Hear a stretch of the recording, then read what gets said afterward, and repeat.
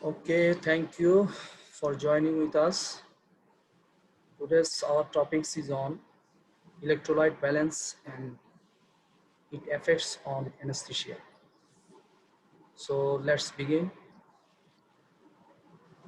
Electrolytes ব্যালেন্সের আমাদের আজকে শুরুর দিকে যেটা আছে সেটা হচ্ছে যে আমাদের calcium homeostasis. First of all, how calcium metabolism is controlled in our body. Calcium metabolism is controlled by parathyroid hormone, vitamin D and calcitonin. আমাদের এই তিনটি হরমোনের মাধ্যমে আমাদের ক্যালসিয়ামটা বডিতে মেটাবলিজম। তার ভিতরে সবচেয়ে বেশি ইম্পর্টেন্ট হচ্ছে আমাদের প্যারাথাইরয়েড হরমোন, বিকজ এই প্যারাথাইরয়েড হরমোনের কারণে আমাদের প্লাজমাতে ক্যালসিয়াম লেভেলটা ইনক্রিজ করে এবং ফসফেট লেভেলটা ডিক্রিজ করে।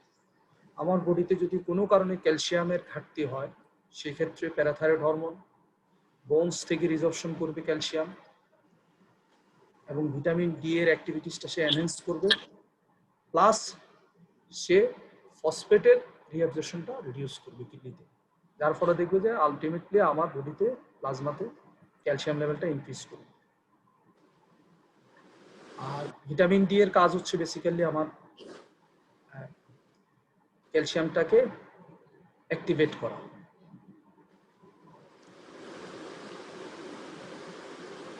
এই অ্যাক্টিভেটেড ভিটামিন ডিটা আসলে বেসিক্যালি কিভাবে কাজ করে,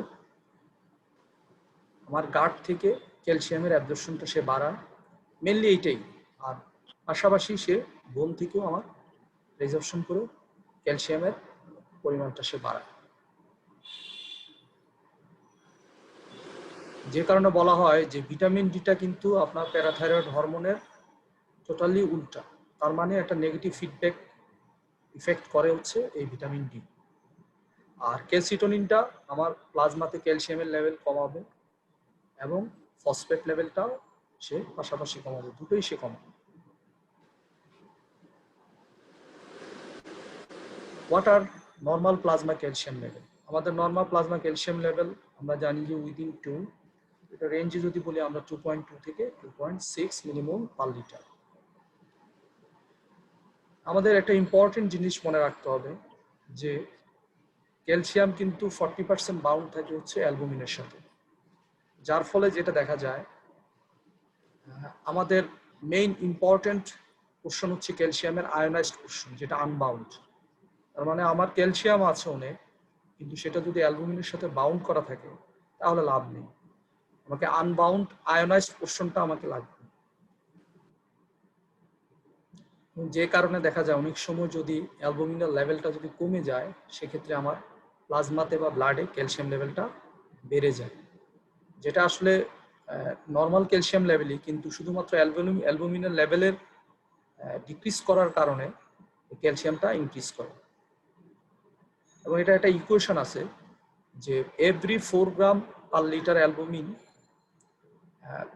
যদি প্রত্যেক ইয়ার জন্য আমাদের 40 gram 0.1 millimole per litre of calcium add হয়। যদি আমার 40 গ্রামের নিচে চলে যায়, 40 আমরা জানি যে 30 থেকে 35 বা 30 থেকে 40 পর্যন্ত নর্মাল ধরা হয়, 35 ইউজুয়ালি আমাদের নর্মাল লেভেল। তার নিচে যদি আমার 4 গ্রাম করে কমে তাহলে আমার 0.1 মিলিমোল পার লিটার করে ক্যালসিয়াম অ্যাড হবে প্লাজমাতে। তো আমরা যদি বেশি দেখি এবং অ্যালবুমিন কম দেখি, এই কোয়েশনটা করে আমরা ইজিলি আমরা এটা মেজার করে দেখতে পারি যে আসলে ক্যালসিয়ামের লেভেলটা ঠিক আছে কিনা। ক্যালসিয়ামের আসলে ইফেক্ট বডিতে মাল্টিপল। আমরা জানি যে আয়োনাইজড ক্যালসিয়াম ছাড়া আমাদের হোমিওস্ট্যাসিসটা হয় না, এটা একটা পুরো কোয়াগুলেশন কাসকেডের একটা অংশ, ইম্পর্টেন্ট অংশ। ক্যালসিয়ামের অভাবে আমার কোয়াগুলেশন হবে না।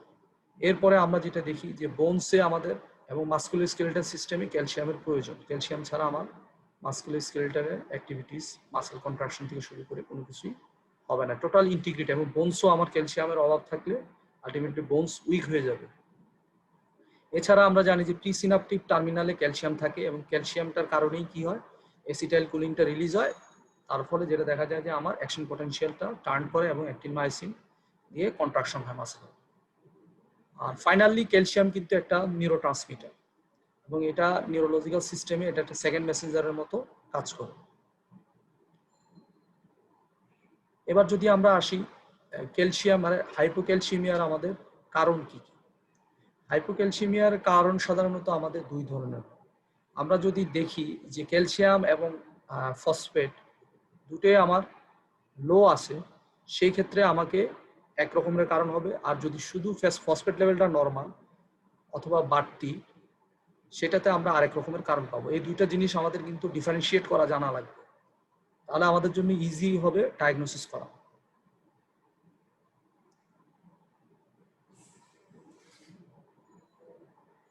যেমন যদি আমার ক্যালসিয়াম এবং ফসফেট দুটোই আমার লো থাকে, সেক্ষেত্রে আমি কারণ হিসেবে প্রথমেই দেখব যে সার্জিক্যাল কোনো কজ আছে কিনা। সেই সার্জিক্যাল কজের ভিতরে কি থাইরয়েড অপারেশন, থাইরয়েডেক্টমি, তার সাথে আমার প্যারাথাইরয়েড গ্ল্যান্ডটা চলে গেছে কিনা। এরপরে আমাদের আরেকটা ইম্পর্টেন্ট কজ কি, সেটা হচ্ছে আমাদের chronic renal failure. Chronic renal ফেলিউরে কিন্তু ক্যালসিয়াম ফসফেট দুটোই কমে যায়। এরপর যদি কোনো কারণে হাইপোপ্যারাথাইরয়েডিজম থাকে অথবা সিউডো হাইপোপ্যারাথাইরয়েডিজম। সিউডো হাইপোপ্যারাথাইরয়েডিজম মানে কি, প্যারাথাইরয়েড হরমোনের লেভেলটা হয়তো নর্মাল আছে, কিন্তু যে টার্গেট সেলে কাজ করবে সে টার্গেট সেলে গিয়ে ওটা ফাংশনিং না।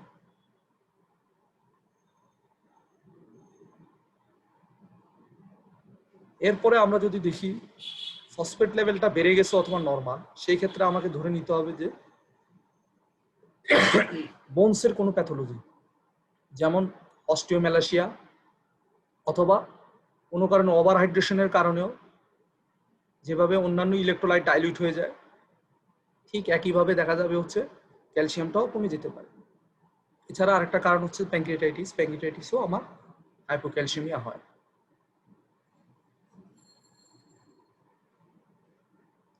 হাইপোক্যালসিমিয়ার আমরা কি কি ফিচার পাবো?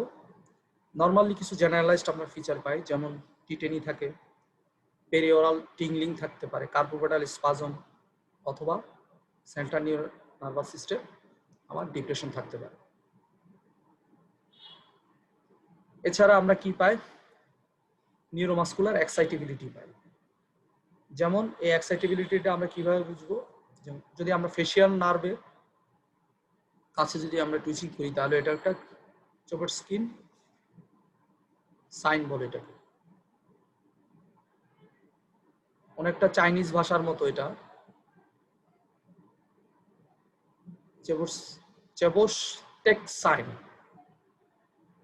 ইসিজি ফাইন্ডিংটা কি? ইসিজি ফাইন্ডিং হচ্ছে যে আমাদের কিউটি যে ইন্টারভেলটা আছে সেটা প্রলং হবে বা ইনক্রিজ করবে। তাহলে এইগুলো হচ্ছে আমাদের মেনলি ফিচার্স। এই ফিচারগুলির ভিতরে একটা বা দুটো ফিচার থাকলে আমরা তার বায়োকেমিক্যাল বা ব্লাড কেমিস্ট্রি করে আমরা দেখব তার হাইপোক্যালসিমিয়া আছে কি। হাইপোক্যালসিমিয়াটা ট্রিট করা ভেরি ইজি। যদি মাইল্ড হাইপোক্যালসিমিয়া থাকে সেক্ষেত্রে ওরাল ক্যালসিয়াম দিব, আর যদি সিভিয়ার হয়ে যায় প্লাস সিমটম থাকে সেই ক্ষেত্রে আমরা ইন্টারভেনাস ক্যালসিয়াম গ্লুকোনেট দিব। 10% ইন্টারভেনাস ক্যালসিয়াম গ্লুকোনেট পাওয়া যায়। এরপরে আমরা এটা অ্যাসেস করে ক্যালসিয়াম লেভেল দেখে আমরা রিপিট করতে পারবো।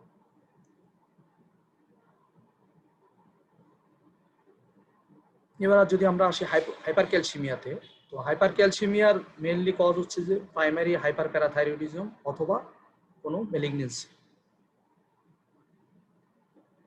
খুবই ইজি, আর হাইপার ক্যালসিমিয়াটা খুবই আনকমন।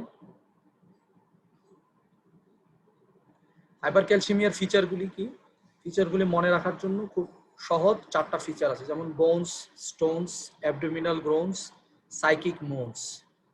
এই মিনোমিক দিয়া আপনি মিনোমনিক দিয়া যদি এটা মনে রাখেন তাহলে ইজিলি এটা মনে রাখতে পারবেন।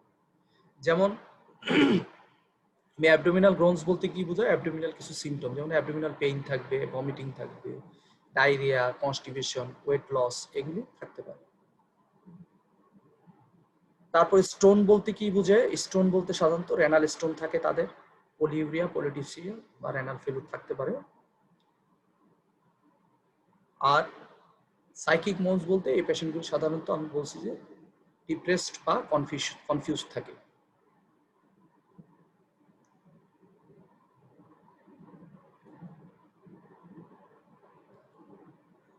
আর এছাড়া আমরা তার পাশাপাশি কার্ডিয়াক সিমটমের ভিতরে আমরা কি পাই, হাইপারটেনশন, ইভেন কার্ডিয়াক অ্যারেস্টও হতে পারে। আর ইসিজিতে আমরা সাধারণত কিউটি ইন্টারভেলটা ডিক্রিজ পাবো।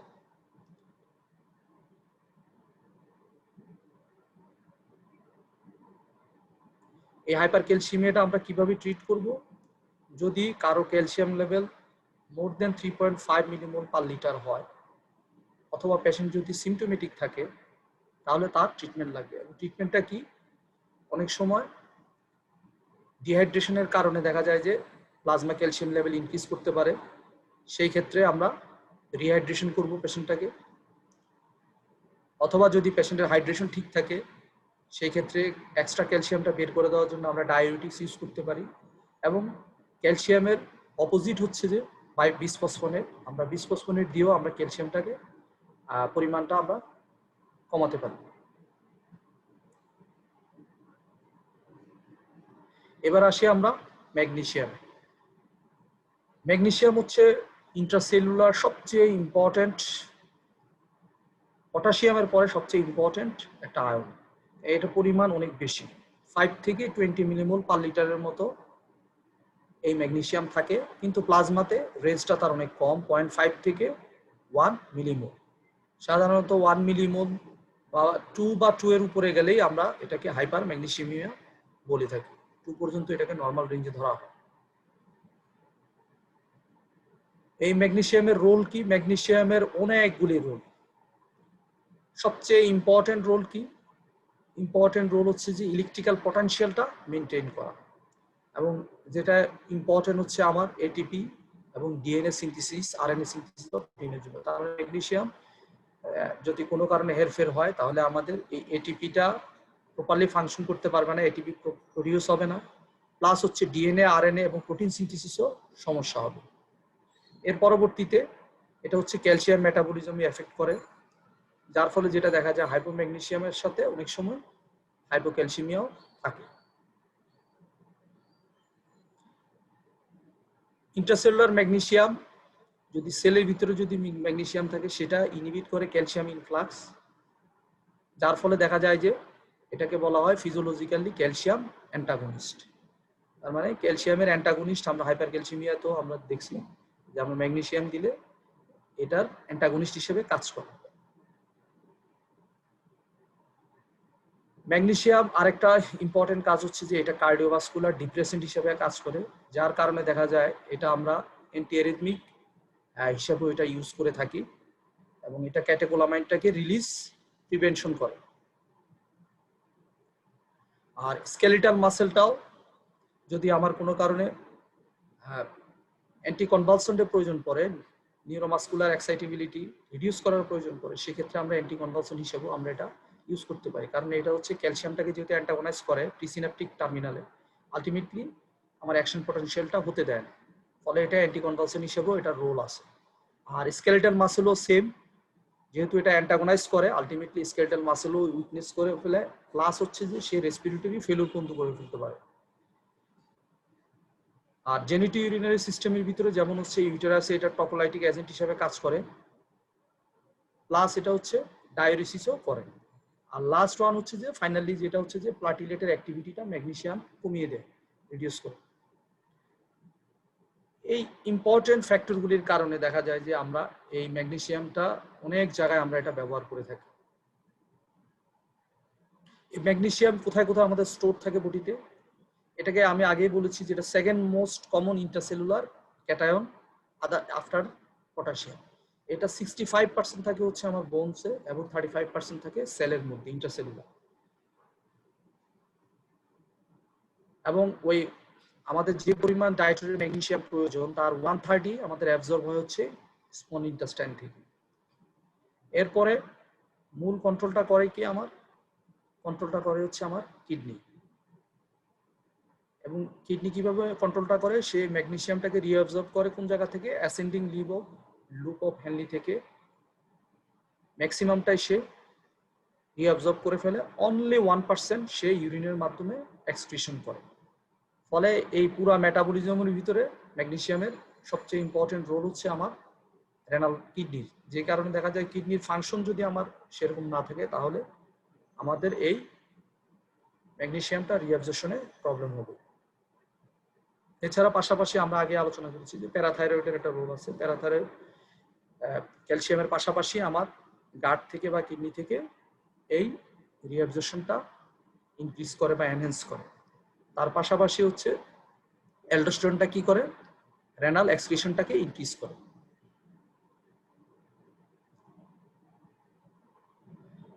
অ্যাবনর্মাল ক্যালসিয়াম ম্যাগনেসিয়াম লেভেলের কজ কি কি?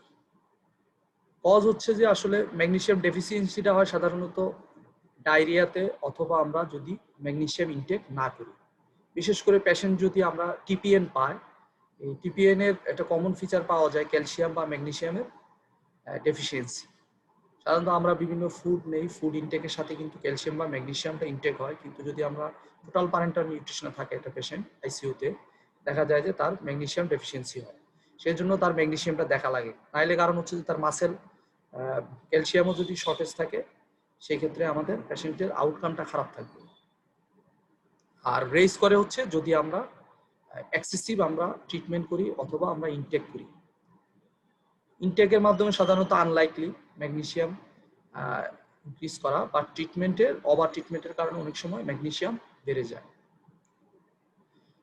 ম্যাগনেসিয়াম যদি কমে যায়, হাইপোম্যাগনেসিমিয়ার ফিচারগুলি কি কি? আমরা ফিটস পাবো, টিটেনি পাবো, এরিথমিয়া পাবো, অনেকটা ক্যালসিয়ামের মতো। ক্যালসিয়াম ফিচারগুলি মনে রাখলে আমাদের জন্য সুবিধা। এই যে যেটা বলা হয়েছে যে হাইপোক্যালসিমিয়ার সাথে এটা থাকে, যে কারণে দেখা যায় যে অনেক সময় আমরা ট্রিটমেন্টে ম্যাগনেসিয়াম, হাইপোক্যালসিমিয়া থাকলে আমরা পাশাপাশি ম্যাগনেসিয়ামও দিতে হয়। এটা আইসিইউতে প্রায় সময় দেওয়া হয়। দেখা যায় যে হাইপোক্যালসিমিয়া আছে, পেশেন্টকে ক্যালসিয়াম দেওয়া হচ্ছে কিন্তু তার ক্যালসিয়াম নর্মাল হচ্ছে না। সেক্ষেত্রে দেখা যায় যে ম্যাগনেসিয়ামটা দিলেই তার রেজাল্টটা বেটার পাওয়া যায়। হাইপার ম্যাগনেসিমিয়া যদি হয়, সেক্ষেত্রে আমাদের কি কি কমপ্লিকেশন হতে পারে?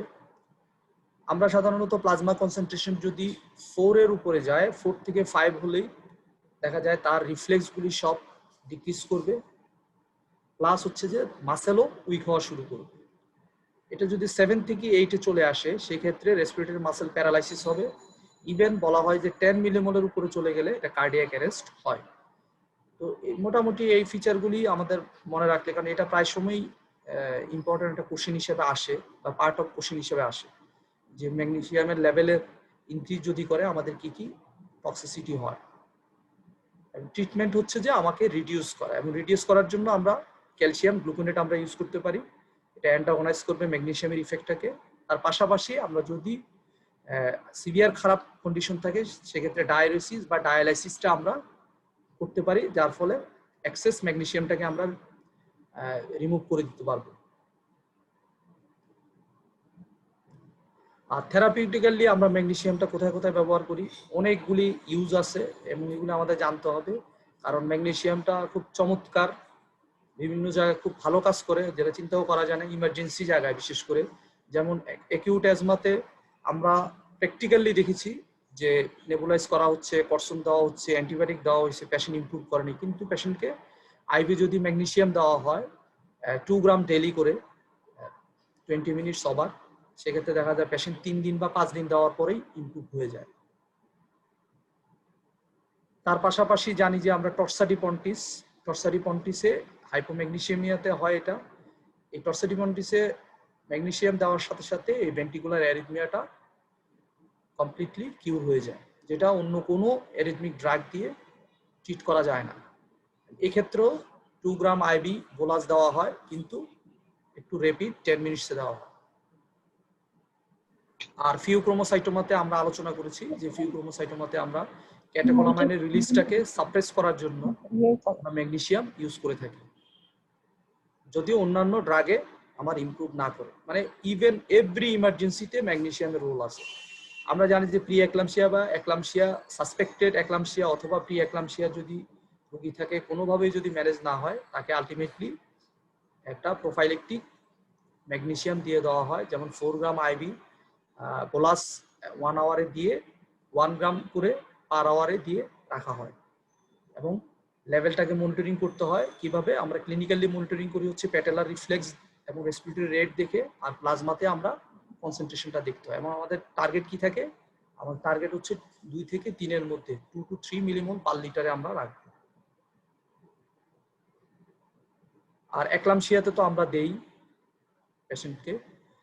আর এছাড়া হচ্ছে যে টিটেনাসি ইউজ করা হয়, বিশেষ করে যদি কারো কার্বোপেটাল স্পাজম হয় বা অটোনমিক স্টেবিলিটি ইনস্টেবিলিটি হয়, সেক্ষেত্রে ম্যাগনেসিয়ামটা দিয়ে বোলাস ইনফিউশন দিয়ে সিমটম অনুযায়ী আবার রিপিট করা হয় অথবা ইনফিউশনে কন্টিনিউয়াসলি রেখে দেওয়া হয়।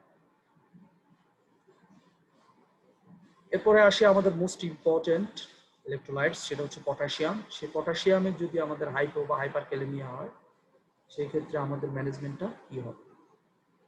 আমরা সাধারণত জানি যে আমাদের ডেইলি ইনটেক হচ্ছে পটাশিয়ামের 100 মিলিমোল পার ডে হচ্ছে অ্যাভারেজ। তো সেটা হচ্ছে লোয়েস্ট হচ্ছে 50 এবং হাইয়েস্ট হচ্ছে 150। পটাশিয়াম হচ্ছে যে সবচেয়ে বেশি হাইয়েস্ট ইন্ট্রাসেলুলার আয়ন। এরপর সেকেন্ড হচ্ছে আমরা যেটা দেখেছি ম্যাগনেসিয়াম, এবং এটা দেখা যায় 20 থেকে 30 টাইমস মোর দেন প্লাজমা। প্লাজমাতে থাকে মাত্র 3.5 থেকে 4.5।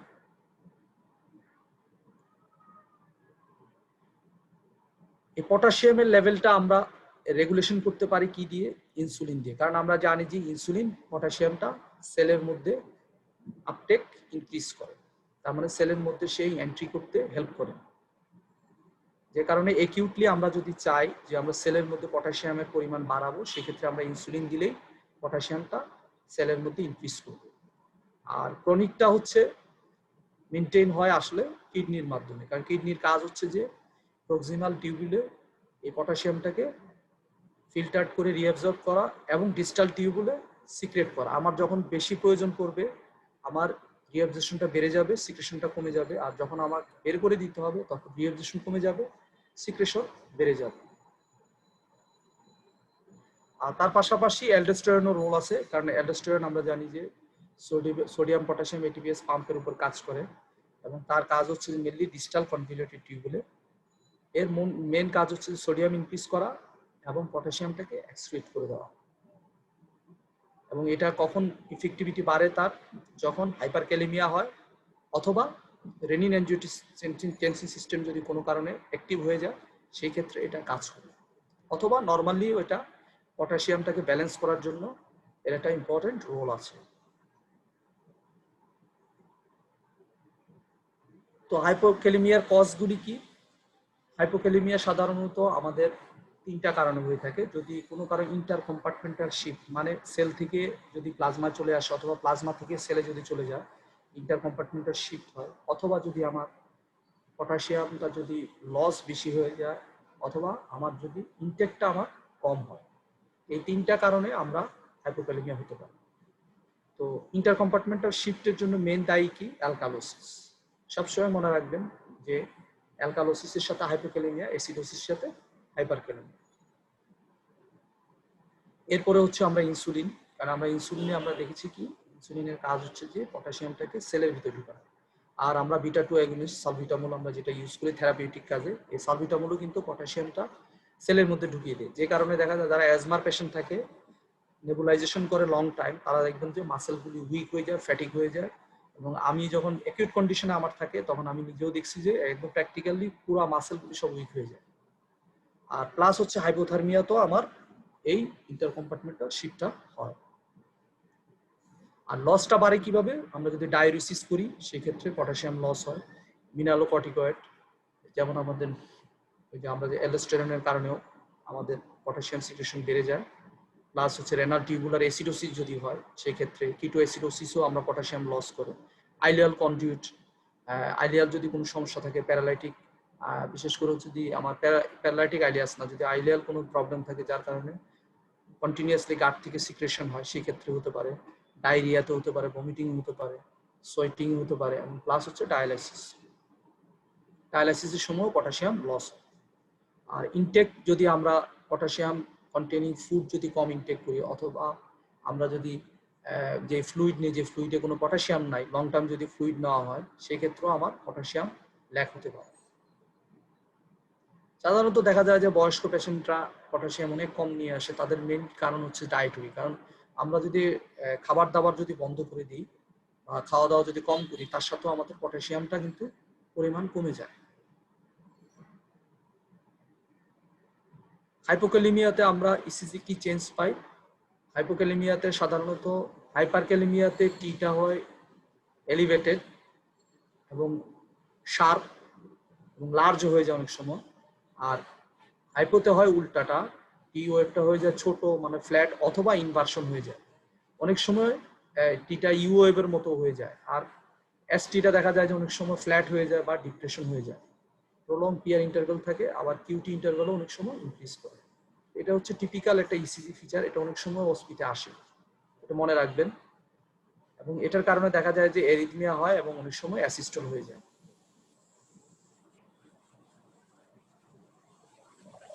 হাইপোক্যালিমিয়ার ইফেক্টটা কি? কার্ডিয়াক ইফেক্ট, এই যে আমরা বললাম যেটা মায়োকার্ডিয়াল কন্ট্রাক্টিলিটিটা সেটা রিডিউস করে এবং হার্ট ফেলিউর ডেভেলপ করে, এরিথমিয়া হয় এবং কার্ডিয়াক অ্যারেস্ট হয়ে যায়। এবং জেনারেলাইজ মাসেল উইকনেস হয়, যেহেতু এটা একটা ইম্পর্টেন্ট কম্পোনেন্ট। প্লাস হচ্ছে যে পলিইউরিয়াও থাকতে পারে। আমরা ট্রিটমেন্ট করব কিভাবে? পটাশিয়ামটা আমরা রিপ্লেস করে ফেললেই আমাদের হয়ে যাবে, যদি আমাদের পটাশিয়ামের লেভেল অনুযায়ী আমাদের এটাকে ট্রিট করতে হবে। যদি লেভেলটা খুব বেশি কম না থাকে সেক্ষেত্রে আমরা ওরাল দিতে পারি, আর যদি অনেক বেশি কমে যায় সেটা আমরা ইন্ট্রাভেনাস ইউজ করি। সাধারণত বলা হয় যে 2.5 বা 5 এর নিচে চলে গেলে আইভিতে দেওয়া লাগে, অনেক জায়গায় আবার 3তেও বসছে। তো নর্মালি আমাদের যদি 3.5 বা বিলো থাকে আমরা ওরাল দিই, ওরাল পটাশিয়াম, অথবা আমরা ডায়েটরির মাধ্যমে, যেমন হচ্ছে যে কলা, ডাব, এগুলিতে প্রচুর পটাশিয়াম আছে, বা ফল জাতীয় অনেক খাবারেই পটাশিয়াম আছে, পটাশিয়াম যুক্ত ফল, এগুলি খেলেও দেখা যায় যে পটাশিয়াম ইনক্রিজ করে। তো পটাশিয়ামটা আমরা সাধারণত সবচেয়ে সেফেস্ট ওয়ে কি? সেফেস্ট ওয়ে হচ্ছে আমাদের ওরালি। এবং ওরালি রিপ্লেসমেন্টের সবচেয়ে বড় ডিসঅ্যাডভান্টেজ কি? ডিসঅ্যাডভান্টেজ হচ্ছে এটা অনেক দিন লেগে যায়, প্রায় 6 থেকে 7 দিন সময় লেগে যায়। এবং এখানে দেখা যায় যে 60 থেকে 80 মিলি ইকুইভ্যালেন্ট পার ডে করে রিপ্লেস করা হয়। যেমন আমাদের ডেইলি ইনটেক হচ্ছে 100, তার মানে আপনার প্লাস 160 বা 180 আপনাকে রিপ্লেস করতে হবে ডেইলি।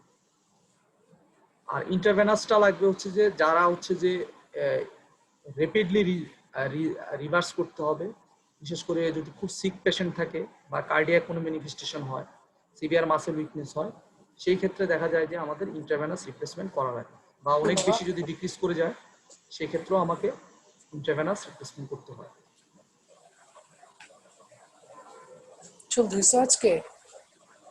তো আমাদের গোলটা কি ইন্টারভেনাস থেরাপির? যে আমাদের ইমিডিয়েট পেশেন্টের যে লাইফ থ্রেটেনিং কন্ডিশনটা আছে সেটা থেকে পেশেন্টকে সেভ করা। তার মানে কি, আমার পুরো পটাশিয়ামটা আমি একবারে রিপ্লেস করব না, ঠিক আছে?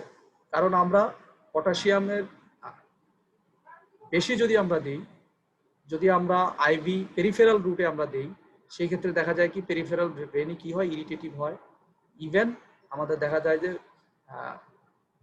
ফ্লেবাইটিস পর্যন্ত হয়ে যেতে পারে। সেজন্য বলা হয় যে অবশ্যই আমরা যদি পেরিফেরাল লাইনে দিই সেক্ষেত্রে 8 মিলি ইকুইভ্যালেন্ট পার আওয়ারের বেশি আমরা দিতে পারবো না।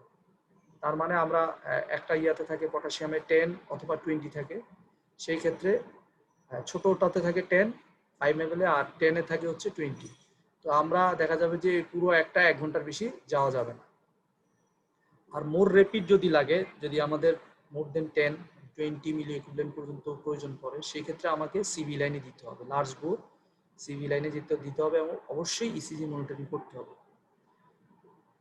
এবং সারা দিনে হোল ডেতে আমরা যদি এই ইন্টারভেনাস দেই, সিভি লাইন দিয়েও দেই, সেক্ষেত্রে 240 মিলি ইকুইভ্যালেন্টের পার ডে বেশি দেওয়া যাবে না। কিন্তু প্র্যাকটিক্যালি কিন্তু আমরা দেখা যায় যে হোল ডেতে আমরা 150-র উপরে আসলে এক্সিড করি না, ঠিক আছে? বলা আছে 240-র উপরে যাওয়া যাবে না, কিন্তু 150-র উপরে কিন্তু যাওয়া হয় না সাধারণত, বিশেষ করে আইবিতে। ওরালে আপনি দেন সমস্যা নাই, 200-250 দেন, সমস্যা হবে না, কিন্তু আমরা আইবিতে আমাদের খুব সাবধান হতে হবে, খুবই কেয়ারফুলি ইনফিউশনে স্লোলি মানে ইনফিউজ করতে হবে। আর তার পাশাপাশি অবশ্যই ডেক্সট্রোজ কন্টেনিং সলিউশনে আমরা এটা দিতে পারবো না, এটা অ্যাভয়েড করতে হবে। কারণ হচ্ছে যে ডেক্সট্রোজ কন্টেনিং সলিউশন দিলে এটা হাইপারগ্লাইসেমিয়া হয় এবং ইনসুলিন সিক্রেশন বাড়ায়, ফলে দেখা যায় কি আলটিমেটলি আমার এই পটাশিয়ামটা সেলের মধ্যে ঢুকে যায়। তো এই ক্ষেত্রে আমাদের অবশ্যই গ্লুকোজ কন্টেনিং সলিউশনটাকে অ্যাভয়েড করতে হবে। আর প্রেফার্ড সলিউশন হচ্ছে আমাদের পটাশিয়াম ক্লোরাইড, ঠিক আছে, যদি মেটাবলিক অ্যালকালোসিস থাকে, কারণ এটা হচ্ছে ক্লোরাইড ডেফিসিট অ্যালকালোসিস হয়, সেটা আমরা পরবর্তীতে অ্যাসিড বেস ব্যালেন্স যখন হবে ক্লাস হবে তখন আমরা এটা আলোচনা করব। পটাশিয়াম বাইকার্বনেট অথবা ইকুইভ্যালেন্ট পটাশিয়াম এসিটেট বা পটাশিয়াম সাইট্রেট এগুলি দেওয়া হয় সাধারণত মেটাবলিক অ্যাসিডোসিসে। মেটাবলিক অ্যাসিডোসিসও যদি আমার সাধারণত হাইপারক্যালেমিয়া থাকে, কিন্তু যদি হাইপোক্যালেমিয়া থাকে সেই ক্ষেত্রে পটাশিয়াম বাইকার্বনেট অথবা ইকুইভ্যালেন্ট পটাশিয়াম এসিটেট বা সাইট্রেট দেওয়া হয়। আর পটাশিয়াম ফসফেটটা দেওয়া হয় সাধারণত হাইপোফসফেটিমিয়া যদি থাকে, যেমন ডায়াবেটিক অ্যাসিডোসিসে, সেক্ষেত্রে পটাশিয়াম ফসফেটটা দেওয়া হয়। এগুলি আসলে বেসিক্যালি পাওয়া যায় কিনা আমি জানি না, আমি যেটা পাইছি নর্মালি পটাশিয়াম আমরা যেটা পাই ওটাই আমরা দিই। অ্যানাস্থেটিক ইমপ্লিকেশনে যদি আমরা আসি, যে হাইপোক্যালেমিয়ার অ্যানাস্থেটিক ইফেক্টটা কি। হাইপোক্যালেমিয়া যদি থাকে সাধারণত পেশেন্টের কার্ডিয়াক রিস্ক আছে, যেমন হচ্ছে আমরা আগে পড়ে আসছি যে এরিথমিয়া হতে পারে। অর্থাৎ ইলেকটিভ কোনো অপারেশন যদি হয় সেক্ষেত্রে পটাশিয়াম যদি 3 বা 3-এর নিচে হয় সেক্ষেত্রে এটাকে অ্যাভয়েড করতে হবে, পটাশিয়ামটা কারেকশন করে দিতে হবে। আর ইমার্জেন্সি যদি অপারেশন হয় সেই ক্ষেত্রে অবশ্যই আমাদের ইসিজি মনিটরিং করে এইচডিও বা আইসিইউতে আমাদের পটাশিয়ামটা সিভি লাইনে কারেকশন করে নিতে হবে। সেন্ট্রাল ভেনাস লাইনে আমরা 10 থেকে 20 ml পার আওয়ার ইউজুয়ালি দেই, কিন্তু যদি ইমার্জেন্সি ক্ষেত্রে আমার প্রয়োজন পড়ে সেক্ষেত্রে 40 মিলিমোল পার আওয়ারও আমি ইসিজি মনিটরিং এর মাধ্যমে আমরা দিতে পারি। এবং আমাদের টার্গেটটা কি, টার্গেট হচ্ছে 4 থেকে 5, এটা যাতে সাধারণত 4 থেকে 4 বা 4.5 হলেই চলে, 5 পর্যন্ত যাওয়া লাগে না।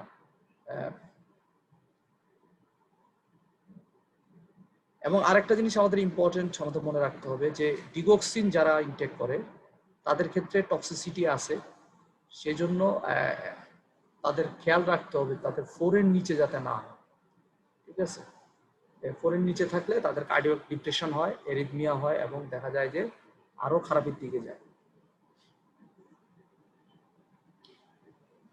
এবার আসি আমরা হাইপারক্যালেমিয়াতে। হাইপারক্যালেমিয়ার আমাদের কজগুলি কি কি, হাইপোক্যালেমিয়ার মতোই 3টাই কজ, যে ইন্টারকম্পার্টমেন্টাল, প্লাস যদি এক্সক্রিশন কমে যায় বা আমরা যদি ইনটেকটা বেশি করি। ইন্টারকম্পার্টমেন্টাল শিফট কি, ওখানে ছিল অ্যালকালোসিস, এখানে হচ্ছে অ্যাসিডোসিস। র্যাপডোমায়ালিসিস, যদি মাসেল ব্রেকডাউন হয় তাহলে পটাশিয়াম রিলিজ হবে, প্লাস কোনো ট্রমা যদি হয়, বিশেষ করে রোড ট্রাফিক অ্যাক্সিডেন্ট বা বড় কোনো ট্রমা হলে, ইভেন আমাদের ফিভারের পরে অথবা দেখবেন সেপ্টিসেমিয়াতেও হিউজ ট্রমা হয়, এই ট্রমাতেও কিন্তু পটাশিয়াম রিলিজ করতে পারে। ম্যালিগন্যান্ট হাইপারথার্মিয়া, সাকসামিথেনিয়া আমরা জানি যে 1 মিলিমোল পর্যন্ত 1 পর্যন্ত মিলিমোল পর্যন্ত সে বাড়াতে পারে। ইভেন সবচেয়ে আরো বেশি ইনক্রিজ করে বিশেষ করে হচ্ছে বার্নস এবং হচ্ছে স্পাইনাল কর্ড ইনজুরিতে, এগুলো আমরা অলরেডি আলোচনা করেছি। আর এক্সক্রিশনটা রিডিউস হয় কিভাবে, রেনাল ফেলিউরে। রেনাল ফেলিউরে থাকে কি, অ্যাসিডোসিস থাকে আর হাইপারক্যালেমিয়া থাকে। আর যদি অ্যাড্রেনোকর্টিক্যাল ইনসাফিসিয়েন্সি হয়, কারণ কি আমরা জানি যে অ্যালডোস্টেরনের কাজ হচ্ছে যে আমার পটাশিয়ামটাকে সিক্রেশন বাড়ানো, ঠিক আছে, সোডিয়ামের অ্যাবজর্পশন বাড়ানো। এখন যদি আমার কোনো কারণে অ্যাড্রেনোকর্টিক্যাল ইনসাফিসিয়েন্সি থাকে অথবা ড্রাগ, আমরা এসি ইনহিবিটর ড্রাগ বা পটাশিয়াম স্পেরিং ডায়ুরেটিক্স আমরা ইউজ করি, সেক্ষেত্রেও আমার পটাশিয়াম বেড়ে যেতে পারে। পটাশিয়াম স্পেরিং ডায়ুরেটিক্স হচ্ছে স্পাইরোলেকটন দিলে সাধারণত হাইপারক্যালেমিয়ার চান্স থাকতে পারে, বিশেষ করে যাদের রেনাল ফেলিউর থাকে। আর ইনটেকটা যদি আমরা র্যাপিড আইভি দিয়ে যদি আমরা কারেকশন করি, অথবা যদি অনেক সময় মেসিভ ব্লাড ট্রান্সফিউশনের পরে ইলেকট্রোলাইট মনিটরিং করা লাগে, কারণ হচ্ছে যে পটাশিয়ামটা ইনক্রিজ করে যায়। হাইপারক্যালেমিয়ার চেঞ্জ কি, আমাদের টি ওয়েভটা পিক থাকবে, হোয়াইট কিউআরএস থাকবে, প্রোলং পিআর ইন্টারভেল থাকবে, অনেক সময় লস অফ পি থাকে, এসটি ডিপ্রেশন থাকে, পেন্টিকুলার ফিব্রিলেশন এবং অ্যাসিস্টোল। এখানে একটা মোস্ট ইম্পর্টেন্ট জিনিস যেখানে উল্লেখ করা হয়নি, যে এটা হচ্ছে আসলে ডায়াস্টোলের পিরিয়ডে গিয়ে সাধারণত কার্ডিয়াক অ্যারেস্ট হয়। এটা জানতে চায় যে কি ধরনের আমার কার্ডিয়াক অ্যারেস্ট হয়, ডায়াস্টোলে গিয়ে এটা কার্ডিয়াক ফেলুর হয় এবং কার্ডিয়াক অ্যারেস্ট হয়। এবং মনে রাখতে হবে হাইপারক্যালেমিয়ার সাথে কিন্তু এই হাইপোনেট্রিমিয়া এবং অ্যাসিডোসিস কিন্তু দায়ী। তার মানে এগুলি যদি থাকে কনকমিটেন্ট, তাহলে কিন্তু হাইপারক্যালেমিয়া আপনি কারেকশন করতে পারবেন না, বা তার টক্সিসিটিটা অনেক গুণ বেশি হয়ে যাবে। এইগুলি সাধারণত একসাথে সবগুলি থাকে, রেনাল ফেলুরে থাকতে পারে, অথবা আমি যদি ড্রাগ পয়জনিং হয় এইসব ক্ষেত্রে সাধারণত এইগুলি কনকমিটেন্ট থাকে, এবং এই পেশেন্টগুলি এই জন্যই হঠাৎ কার্ডিয়াক অ্যারেস্ট হয়ে যায়, এরিথমিয়া হয়ে কার্ডিয়াক অ্যারেস্ট হয়। মেন কজ কিন্তু হচ্ছে ইলেকট্রোলাইট ইমব্যালেন্স। যতটা না ডিহাইড্রেশন, তার থেকে কিন্তু বেশি কারণ কিন্তু এই ইলেকট্রোলাইট ইমব্যালেন্স। এর জন্য রেনাল ফেলুরের পেশেন্টের আসলে ইলেকট্রোলাইট ব্যালেন্সটা খুব গুরুত্বপূর্ণ।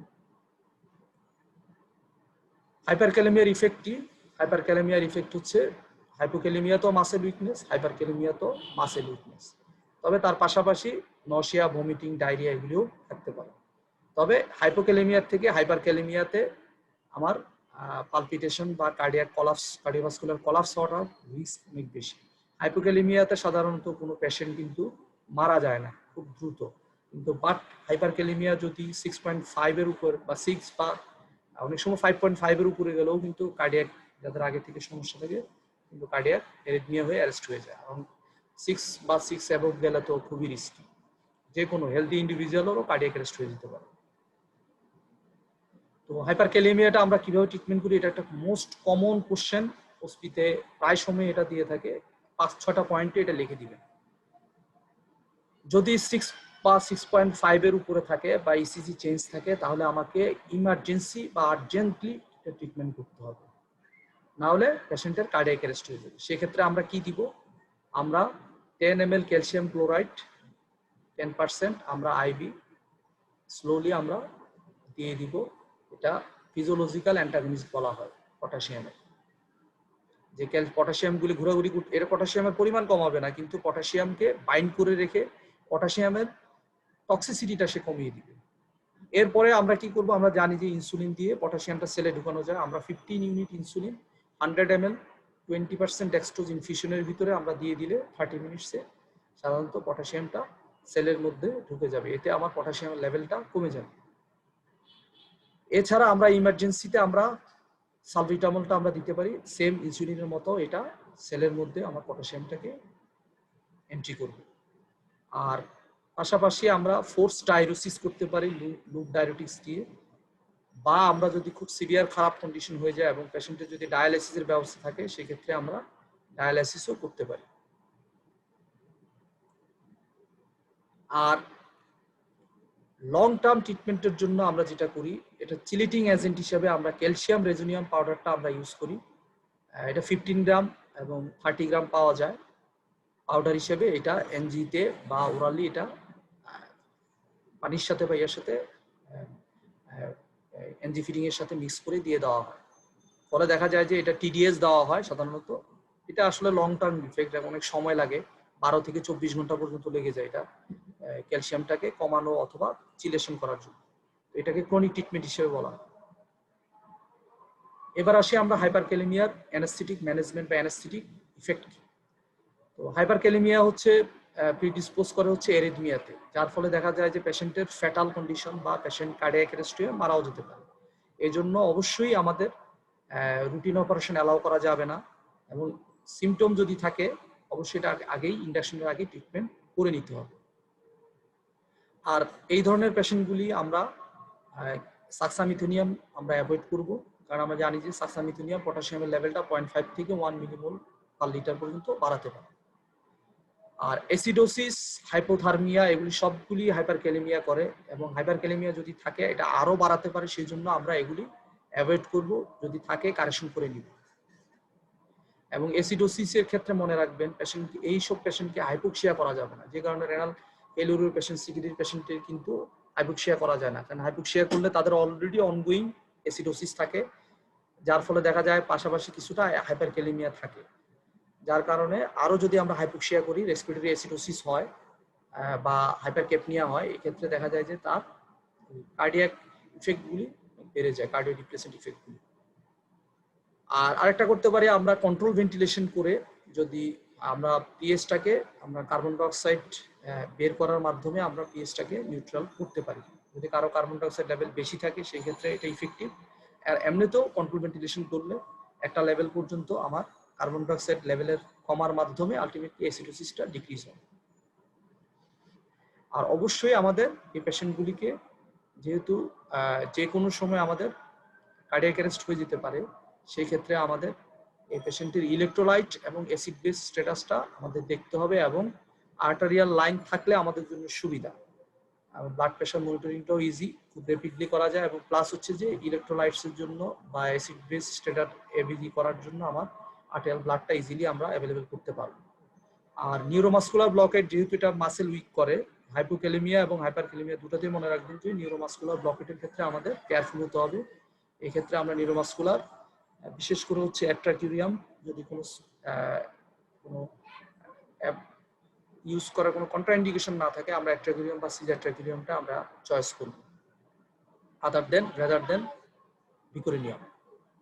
এরপরে যেটা আমরা আসি, আমাদের আরেকটা ইম্পর্টেন্ট, সেটা হচ্ছে যে সোডিয়াম ব্যালেন্স বা হাইপোনেট্রিমিয়া বা হাইপারনেট্রিমিয়া। প্রথমে আমরা যদি হাইপারনেট্রিমিয়াতে আসি, হাইপারনেট্রিমিয়া আমরা কখন বলি? আমরা জানি যে নর্মালি হচ্ছে 135 থেকে 145 হচ্ছে আমাদের নর্মাল রেঞ্জ সোডিয়ামের প্লাজমাতে। সোডিয়াম জাস্ট পটাশিয়ামের উল্টা, সোডিয়াম প্লাজমাতে থাকে হচ্ছে বেশি, সেলে থাকে হচ্ছে কম। তো এটার কারণ কি? কারণ হচ্ছে যে বেসিক্যালি সোডিয়াম যদি কোনো কারণে এক্সেস হয়ে যায়, অথবা আমার বডি থেকে যদি ওয়াটার কমে যায়, ডিহাইড্রেশন হয়ে যায়, অথবা আমাদের অন্য কোনো কারণে যদি আমার সোডিয়াম এবং ওয়াটার দুটোই যদি একসাথে, সোডিয়াম ডেফিসিয়েন্সি সাথে আমার যদি ওয়াটার লস হয়, অনেক সময় ওয়াটার কম লস হয় কিন্তু সোডিয়াম বেশি লস হয়, সোডিয়াম কম লস হয় কিন্তু ওয়াটার বেশি লস হয়, কিন্তু দেখা যায় যে দুটোই মিলে একসাথে হাইপারনেট্রিমিয়া করে। যেমন causes of sodium excess include hyperaldosteronism, কারণ কি আমরা বলছি কি অ্যালডোস্টেরিনের কাজ হচ্ছে সোডিয়ামটাকে অ্যাবজর্ব করা। যদি হাইপার অ্যালডোস্টেরিনিজম হয় সেক্ষেত্রে সোডিয়াম লেভেল বেড়ে যাবে। কুশিং ডিজিজও সেম, কুশিং ডিজিজও আমার কি হয়, সোডিয়াম ইনটেকটা বাড়ে। অথবা আমরা যদি হাইপারটনিক স্যালাইন যদি আমরা ইউজ করি, যেমন হচ্ছে 3% স্যালাইন অথবা 5% ডিএনএস, যেটা হাইপারটনিক স্যালাইন স্লাইটলি, এই ধরনের স্যালাইন যদি আমরা ব্যবহার করি সেক্ষেত্রে আমার সোডিয়াম বেড়ে যেতে পারে। আমরা ইভেন আমরা আলোচনা করেছি সোডিবাই কার্ব যদি আমরা ইউজ করি সেক্ষেত্রেও আমার সোডিয়াম লেভেলটা বেড়ে যেতে পারে। আর যদি ওয়াটার ডিপ্লেশন হয়, পানি যদি বের হয়ে যায়, যেমন হচ্ছে যে নেফ্রোজেনিক ডায়াবেটিস ইনসিপিটাস, অথবা আমরা যদি ওয়াটার ইনটেক কমে যায় বিশেষ করে গরমের দিনে, প্লাস হচ্ছে যদি বার্ন হয়, এখানে ওয়াটার লস বেশি হয়ে যায়, সেই ক্ষেত্রে দেখা যাবে ভলিউমটা কমে যায়, যার কারণে সোডিয়ামের লেভেলটা ইনক্রিজ করে। আর আগে যেটা বললাম, যদি water depletion greater than sodium loss, দুটাই লস হচ্ছে কিন্তু ওয়াটারটা যদি সোডিয়ামের থেকে বেশি লস হয় সেই ক্ষেত্রেও হতে পারে। যেমন হচ্ছে যে ডায়ুরিসিস, বিশেষ করে মেনিটল, গ্লুকোজ, মেনিটল যদি আমরা ইউজ করি সেই ক্ষেত্রে ডায়ুরিসিসের কারণেও আমার এটা হতে পারে। অথবা কারো যদি আনকন্ট্রোল ডায়াবেটিস থাকে, অথবা ইউরিয়া লেভেল যদি বেশি থাকে, এই দুইটাই হচ্ছে অসমোটিক্যালি অ্যাক্টিভ পার্টিকেলস, ফলে দেখা যায় এটার সাথে ওয়াটারটা ডিক্রিজ করে, সোডিয়ামটা কম ডিক্রিজ হয়, ফলে দেখা যায় কি আমার এই water depletion greater than sodium loss, এই কজটা দায়ী। হাইপার অ্যালডোস্টেরিনিজম বা কনস ডিজিজ বা কুশিং সিনড্রোম কিভাবে হাইপারনেট্রিমিয়া করে? আমরা জানি যে হাইপার অ্যালডোস্টেরিনিজম কি মিনারোকর্টিকয়েড, এক্সেসিভ যদি মিনারোকর্টিকয়েড লেভেল থাকে সেই ক্ষেত্রে আমার ডিস্টাল কনভলিউটেড টিউবুলের কাজ হচ্ছে যে আমার সোডিয়ামটা এক্সক্রিশন করা, এই এক্সক্রিশনটা কমিয়ে দিবে, ফলে দেখা যায় যে তার সোডিয়াম লেভেলটা আমার কি হয়ে যাবে, বেড়ে যাবে, নর্মালের থেকে বেড়ে যাবে। এবার যদি আমরা আরেকটা কজ হিসেবে দেখি ডায়াবেটিস ইনসিপিটাস, ইনসিপিটাস কিভাবে করে? এটা দু কারণে হতে পারে, একটা হচ্ছে যে ক্রেনিয়াল, আর একটা হচ্ছে নেফ্রোজেনিক। নেফ্রোজেনিক ডায়াবেটিস ইনসিপিটাসও আছে, ক্রেনিয়াল ডায়াবেটিস ইনসিপিটাসও আছে। ক্রেনিয়াল ডায়াবেটিস ইনসিপিটাসটা সাধারণত কি হয়, সাধারণত দেখা যায় যে এটা আসলে হেড ইনজুরির পরে কমনলি এটা পাওয়া যায়।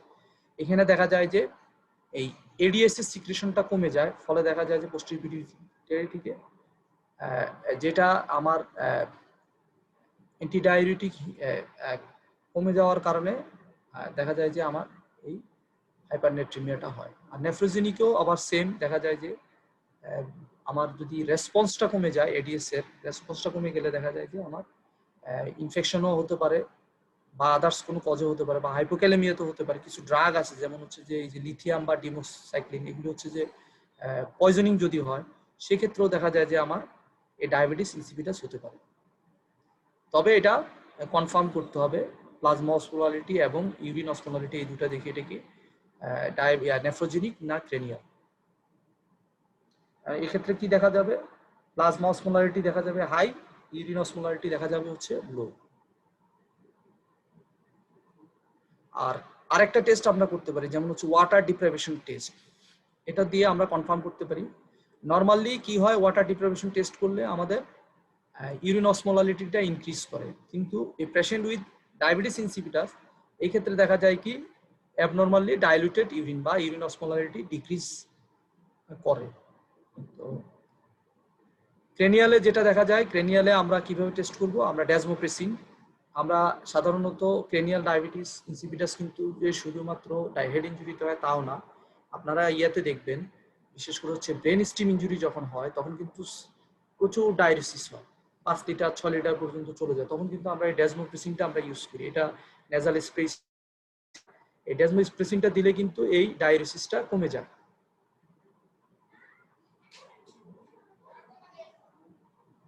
আর ট্রিটমেন্টটা কি, ট্রিটমেন্ট হচ্ছে যে আমাদের কজটা বের করতে হবে প্রথমে কি এটা নেফ্রোজেনিক না আমার ক্রেনিয়াল, এবং সেই অনুযায়ী আমাকে কারেকশন করতে হবে। আর তার পাশে হচ্ছে আমাদের টার্গেট কি, আমরা হাইপোটোনিক সলিউশন দিব, এবং অনেক সময় আমরা ড্যাজমোপ্রেসিন, বিশেষ করে ক্রেনিয়াল হলে ড্যাজমোপ্রেসিন দিলে আমরা এটা কিউর হয়ে যাবে। তো এই সোডিয়াম রেগুলেশনে আমরা এই হেড ইনজুরি পরে আমরা সাধারণত কি দেখি, যে আমরা বললাম এখানে দেখা যায় সিয়ার্স হয়, সিয়ার্স syndrome of inappropriate radius secretion এবং সেরিব্রাল সল্ট ওয়াস্টিং সিনড্রোম, এই দুটো কিন্তু কমন। নিউরোতে কিন্তু এই কোশ্চেনটা আসে যে আমরা কি দেখি হেড ইনজুরির পরে, তো সিয়ার্স এবং সেরিব্রাল সল্ট ওয়াস্টিং সিনড্রোম হয়, এবং এই দুটাতেই কিন্তু আমার সোডিয়াম লেভেলটা কিন্তু কমে। এটার উল্টাটা, সিআরসি কি হয়, এক্সেস এডিএস হয় সিক্রেশন কজেস, ফলে কি হয় ওয়াটার রিঅ্যাবজর্পশন হয়, ফলে কি হয় ডাইলিউশন অফ হাইপোনাইট্রিমিয়া হয় এবং টোটাল বডি ওয়াটারটা ইনক্রিজ করে। আর সেরিব্রাল সল্ট ওয়াস্টিং সিনড্রোমে যেটা হয় সেটা হচ্ছে যে এক্সেসিভ সোডিয়াম এবং ওয়াটার লস করে দুটোই একসাথে, ফলে দেখা যায় কি এখানেও আমার সোডিয়ামের পরিমাণটা আমি কম দেখি।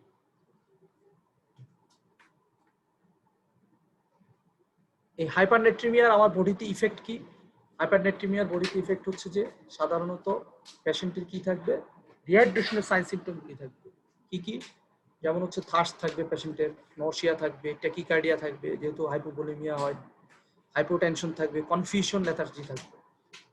আর এইটা যদি আমরা কারেকশন না করি এর পরবর্তীতে সিজার, মাসেল স্পাজম, হাইপার রিফ্লেক্সিয়া এবং ইন্ট্রাক্রেনিয়াল হেমোরেজও হয়ে যেতে পারে। আমরা যেরকম আলোচনা করেছিলাম আপনার সাথে, বলেছিলাম যে আমাদের ফং হাইপারঅসমোলার ননকিউরিটি কমাতে আমরা যদি হাইপারটোনিক এই যে যদি সোডিয়াম ক্লোরাইড বা নরমাল স্যালাইন যদি আমরা বেশি দিই সেই ক্ষেত্রে ইন্ট্রাক্রেনিয়াল হেমোরেজ হয়ে যেতে পারে।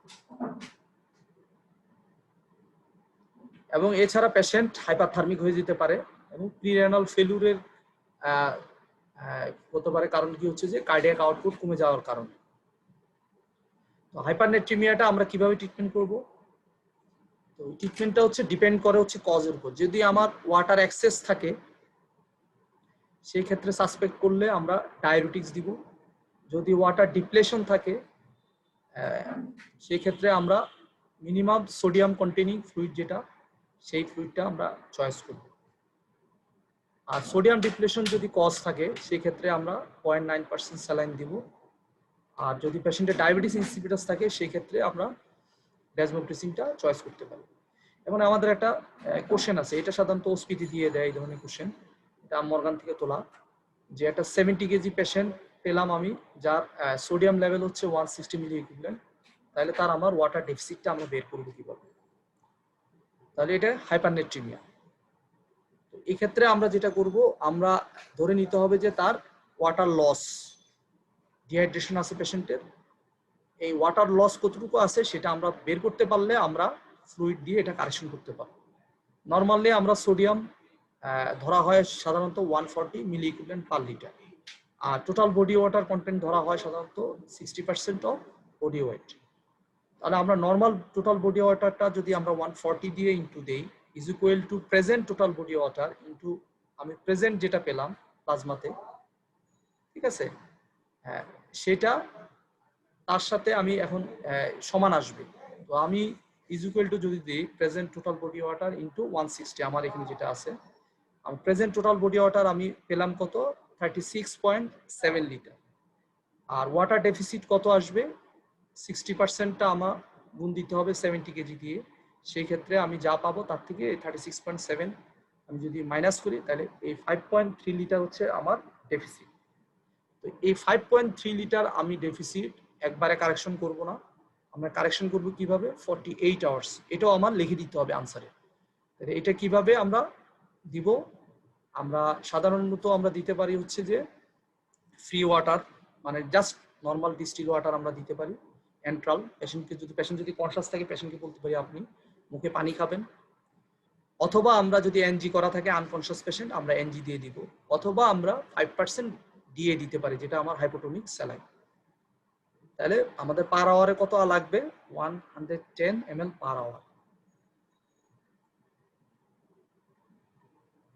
যদি এখানে একটা জিনিস বলা আছে এই মেথডে একটা সমস্যা হচ্ছে কি আমাদের যদি আইসোটোনিক কোনো ফ্লুইড ডেফিসিট থাকে কোএক্সিস্টেন্ট তাহলে সেটাকে এখানে বলা নাই, কিন্তু আমরা সেই ফ্লুইডটাকে আমরা আইসোটোনিক ফ্লুইড দিয়ে রিপ্লেস করব, মানে নরমাল স্যালাইন দিয়ে আমরা রিপ্লেস করব। এই হাইপারনেট্রিমিয়ার ইফেক্ট কি আমাদের অ্যানাস্থেসিয়াতে, elective surgery should be postpone যদি 150 মিলিমোল পার লিটারের অ্যাবভ যদি থাকে অবশ্যই আমরা ওটি করব না, কারণ কি আমরা এই 150 মিলিমিটার বা 55 বা তার উপরে যদি যায় ইন্ট্রাসেরিব্রাল ফ্লুইড বা হয় ফ্লুইড ইডিমা হয় এবং ইন্ট্রাক্রেনিয়াল হেমোরেজ হতে পারে, এই কারণে আমরা এটা করব। আর যদি ইমার্জেন্সি সার্জারি হয় সেক্ষেত্রে আমরা সেন্ট্রাল লাইন দিয়ে আমরা এই সোডিয়াম লেভেলটাকে চেক করে আমরা ফ্লুইড দিয়ে এটাকে কারেকশন করার চেষ্টা করি। হাইপোনেট্রিমিয়া আসি, আমরা হাইপোনেট্রিমিয়া যদি বলা হয় হচ্ছে 135 এর নিচে যদি চলে যায় সেক্ষেত্রে আমরা এটাকে হাইপোনেট্রিমিয়া বলবো। তাহলে হাইপোনেট্রিমিয়ার কজ কি, যদি আমরা ওয়াটার এক্সেস বা ফ্লুইড ওভারলোড হয়ে যায় সেই ক্ষেত্রে আমার হতে পারে, যদি আমি সোডিয়াম রিডিস্ট্রিবিউশন হয়ে যায় বডিতে, সেলের ভিতরে যদি সোডিয়াম বেশি থাকে সেক্ষেত্রে আমি সোডিয়াম কম পাবো, অথবা যদি এমন হয় যে আমার সোডিয়াম আমার water excess disproportionate to sodium excess, আমার ওয়াটারও বেশি আছে সোডিয়ামও বেশি আছে, কিন্তু সেক্ষেত্রে দেখা যায় কি সোডিয়ামের থেকে ওয়াটার বেশি আছে, সেই ক্ষেত্রে আমাদের হাইপোনেট্রিমিয়ায় আমরা পাবো। আর অথবা যদি ওয়াটার ডিপ্লেশন সোডিয়াম ডেফিসিয়েন্সি থেকে বেশি থাকে সেক্ষেত্রেও আমি হাইপোনেট্রিমিয়া পাবো। Water excess may be further split into causes of excess administration of hypotonic IV fluid. যদি IV fluid আমরা হাইপোটনিক স্যালাইন যদি বেশি দেই সেক্ষেত্রে আমার কি হতে পারে, আমার হাইপোনেট্রিমিয়া হতে পারে, অথবা যদি আমরা প্রচুর পানি খাই বেশি পরিমাণ সেই ক্ষেত্রেও আমার হতে পারে।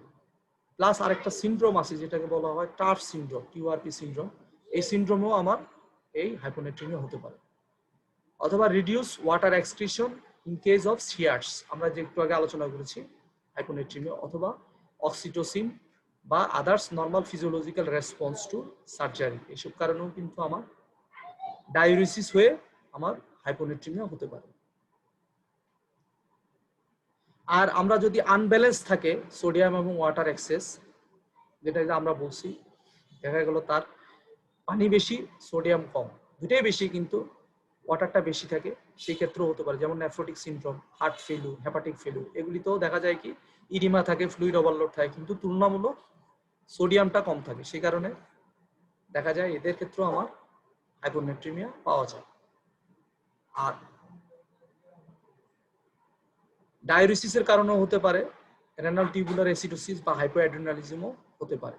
এছাড়া আমরা ডায়রিয়া বা ভমিটিং বা প্যানক্রিয়াটাইটিসের ক্ষেত্রেও আমরা হাইপোনেট্রিমিয়া পেয়ে থাকি।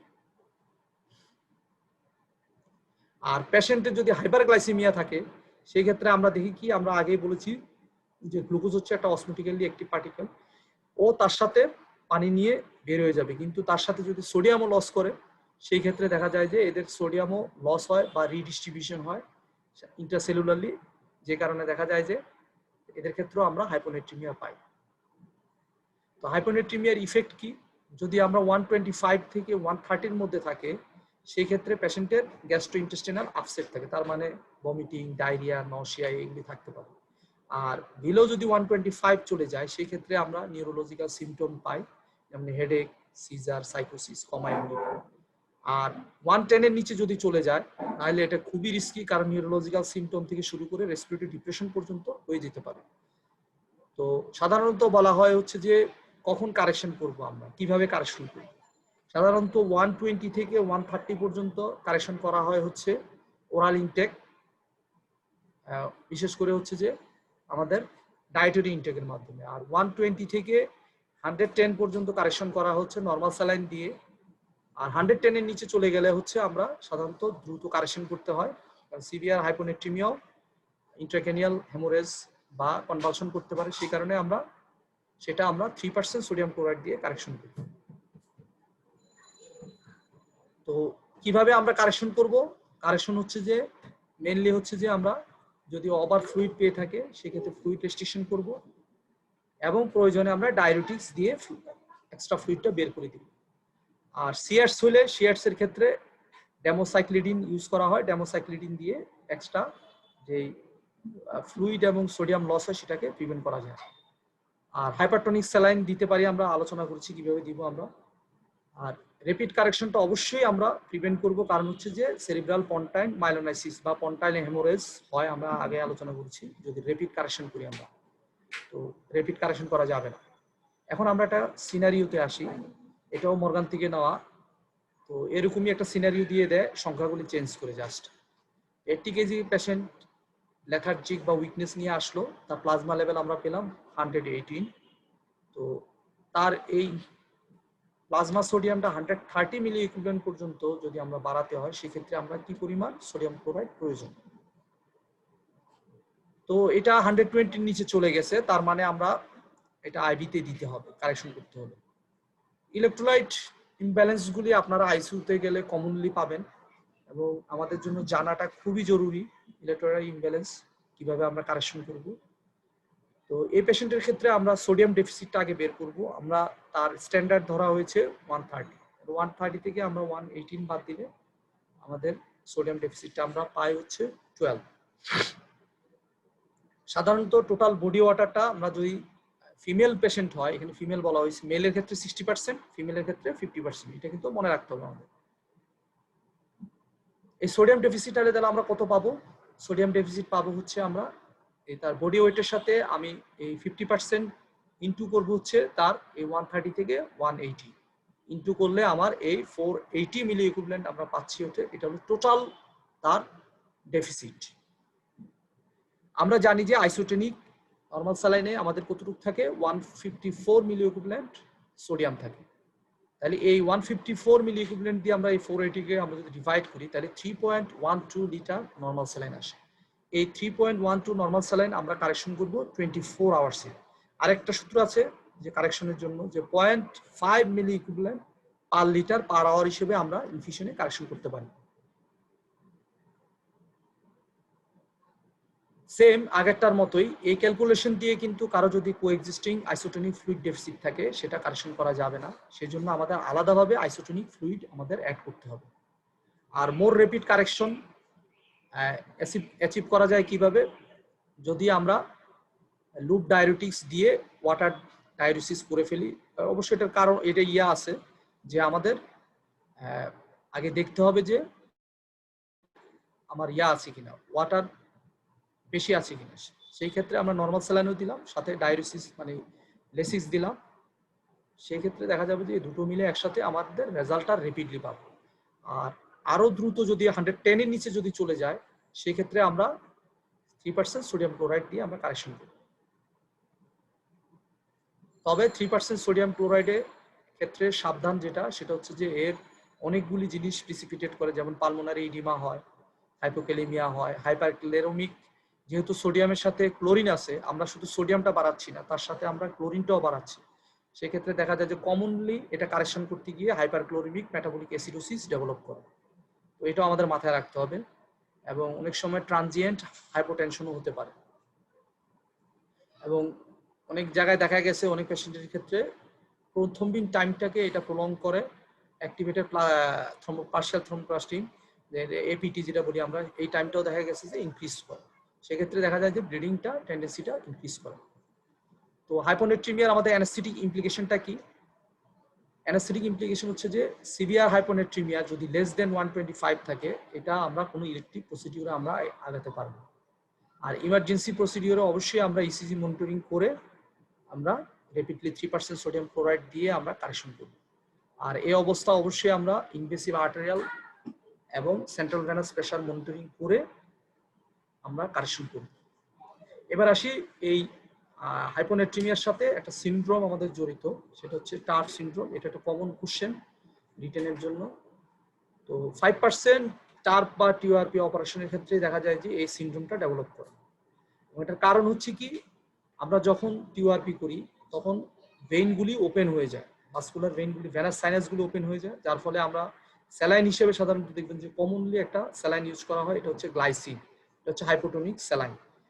উদ্দেশ্য কি, এটা দিলে সাধারণত দেখা যায় কি আমাদের ইলেকট্রিকিউশনটা কম হয়, ঠিক আছে। এই স্যালাইনটাকে ওইভাবেই তৈরি করা হয়েছে, এটা হচ্ছে 1.5% সলিউশন।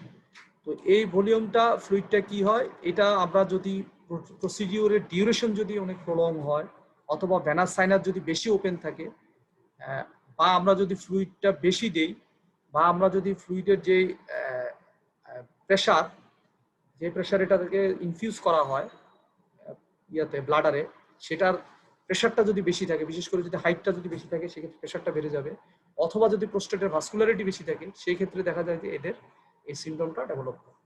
তো এই সিমটমটা কি, এটা হচ্ছে সাধারণত ক্লাসিক্যাল 3টা সিমটম থাকে, যেমন হচ্ছে যে ডাইলিউশনাল হাইপোনেট্রিমিয়া থাকে, আমরা একটা হাইপোনেট্রিমিয়া দেখবো, ফ্লুইড ওভারলোড দেখবো, তার মানে কি পালমোনারি ইডিমা আমরা দেখবো, প্লাস দেখবো যে গ্লাইসিনের জন্য কিছু টক্সিসিটি, নিউরোলজিক্যাল কিছু সিমটমস। কার্ডিওভাস্কুলার ইফেক্ট কি কি, আমরা এখানে দেখবো যে পেশেন্টের ট্যাকিকার্ডিয়া হবে, হাইপারটেনশন হবে প্রথম দিকে, কিন্তু পরে হাইপোটেনশন, ইভেন অ্যানজাইনা বা চেস্ট পেন হয়ে কার্ডিওভাস্কুলার কলাপস হয়ে কার্ডিয়াক অ্যারেস্ট হয়ে যাবে পেশেন্ট।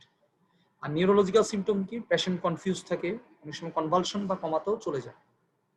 এই জন্যই এই টাফ সিমটম থেকে টাফ সিমটমের কমপ্লিকেশনগুলি বোঝার জন্য রিজনাল টেকনিকটা বেটার, কারণ আমরা অ্যাওয়েক পেশেন্টের এই সিমটমসগুলি আমরা ইজিলি ডিটেক্ট করতে পারি, যেটা জিএতে মাস্ক হয়ে যায়।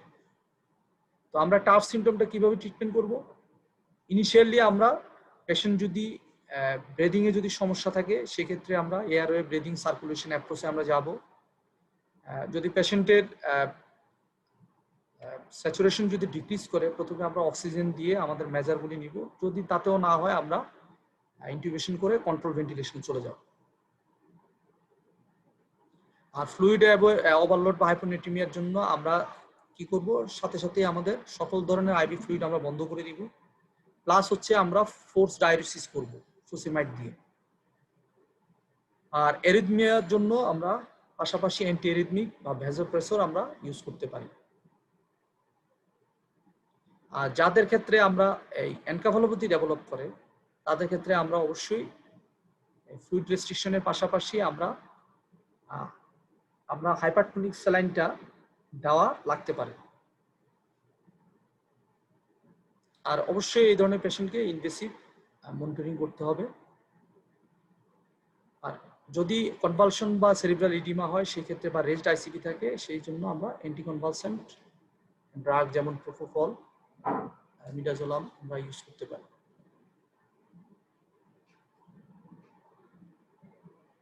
হাইপারটোনিক স্যালাইন বা 3% সোডিয়াম ক্লোরাইড বলতে আমরা সাধারণত আমরা কি বুঝি, যেটা আমরা 120 মিলিমোলের নিচে যখন যায়, সেক্ষেত্রে আমরা এই হাইপারটোনিক স্যালাইনটা আমরা ইউজ করি। হাইপারটোনিক স্যালাইন আসলে আমরা 5% ডিএনএসকেও বলতে পারি, বা আমরা 3% সোডিয়াম ক্লোরাইডও আমরা হাইপারটোনিক স্যালাইন বলা যায়, এটা আরও বেশি। সাধারণত আইডিয়ালি এই সোডিয়াম লেভেলটা রাইজ করে হচ্ছে যে 1 মিলিমোল পার আওয়ারে, সেজন্য বলা হয় যে 20 মিলিমোল পার আওয়ারে 48 আওয়ার্সে বাড়ানো যাবে না। একটা পেশেন্টের যদি আমার 120 থাকে, তাকে আমি 48 ঘন্টার ভিতরে আমি কি করতে পারবো, তার কারেকশন করতে হবে। সেজন্য আমরা 24 আওয়ার্সে 10 মিলিমোল করে আমরা বাড়াই।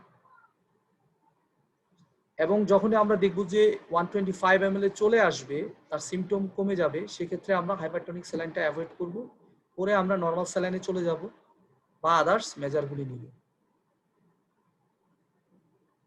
এবং এটার একটা আছে, রেশিও আছে কিভাবে আমরা দিব। আমরা বলা হয় যে 1 ml পার কেজি পার আওয়ার হিসেবে দেওয়া হয়। সাধারণত আমরা সহজভাবে হিসাব করি, ওজন যদি হয় 70 কেজি, 70 ml, 80 হলে 80 ml পার আওয়ার করে আমরা ইনফিউশনে দিয়ে রাখি। সাধারণত 50 থেকে 60 এর মধ্যে রাখা হয়, 50 ml করেই করা হয়, কারণ কেউই মানে এক্সিড করে না আর কি।